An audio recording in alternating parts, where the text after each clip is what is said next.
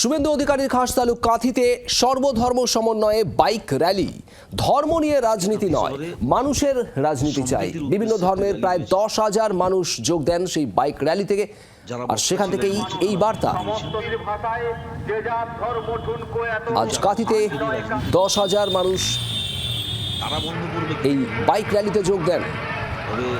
কিরণ মান্না আমাদের প্রতিনিধি রয়েছেন আমাদের সঙ্গে। কিরণ, সর্বধর্ম সমন্বয়ে বাইক র্যালি, ঠিক কি বক্তব্য যারা আজ এই র্যালিতে অংশগ্রহণ করলেন, কি বললেন তারা? দেখো, আয়োজক যারা মূলত যিনি আয়োজন করেছেন এই সর্বধর্ম সমন্বয়ের র্যালি, আব্দুল সত্তার, তিনি যেটা জানিয়েছেন যে যেভাবে রাজনীতিতে ধর্মকে টেনে আনা হচ্ছে এটা বাঞ্ছনীয় নয়। এই ধর্মকে টানা যাবে না। মানুষের রাজনীতি হোক, ধর্মের রাজনীতি নয়। এবং দেব দেবী ঈশ্বর আল্লাহ তাদেরকেও টেনে আনা হচ্ছে। আগামী দিনে একেবারে শুভেন্দু অধিকারী, বিরোধী দলনেতা অখিলগিরি বিধায়ক এবং সভাধিপতি উত্তম বারিক, প্রত্যেকের বাড়ির ঢিল ছোড়া দূরত্বে এই সভাও একটি অনুষ্ঠিত হয় সেন্ট্রাল বাস স্ট্যান্ডে প্রত্যেকের উদ্দেশ্যে।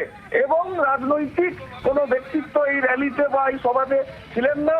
তারা সমস্ত জানাচ্ছেন আগামী দিনে এই সমস্ত ধর্মীয় ইস্যু এগুলো সব বন্ধ হোক। রাজনীতিতে ধর্ম থাকবে, কিন্তু রাজনীতিতে এইভাবে ধর্মকে নিয়ে টানা হেঁচড়া করা যাবে না। এই বার্তা দিতে এই র্যালি এবং সভা অনুষ্ঠিত করা হয়। এখানে যেমন খ্রিস্টান আছে, তেমনি হিন্দুদের বুদ্ধিজীবীরা আছেন, তেমনি মুসলমানদের সমস্ত লোকজন এখানে উপস্থিত ছিলেন।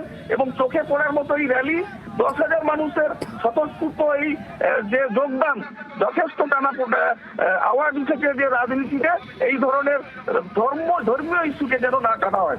কিরণ, ধন্যবাদ।